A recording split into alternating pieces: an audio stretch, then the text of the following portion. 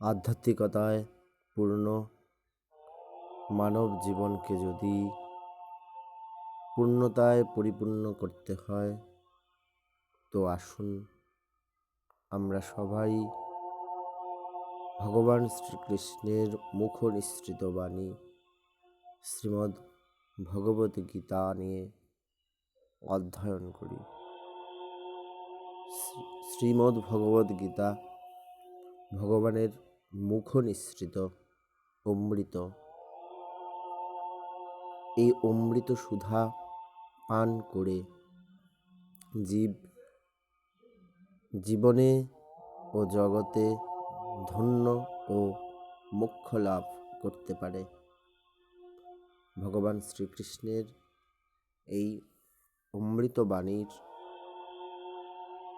যে গ্রন্থটি, এটি সর্বজনবিদিত, সর্বদেশ কাল জাতি সমস্ত কিছু বিভেদে এই গ্রন্থের প্রচার প্রসার সমগ্র বিশ্বব্যাপী, বিশ্বের বিভিন্ন ভাষায় অনুদিত এই গ্রন্থটি আজ সমস্ত মানুষের কাছে জ্ঞানের আধার।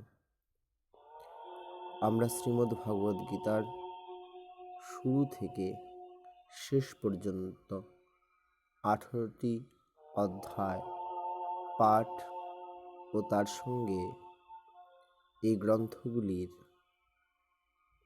আলোচনা এই ক্রমানুযায়ী আমরা করব। তো সনাতন ধর্মাবলম্বী প্রত্যেকের কাছে আমার আকুল আবেদন, আপনারা আমাকে সহযোগিতা করবেন এই গ্রন্থটি পাঠ করতে যেন আমি পারি।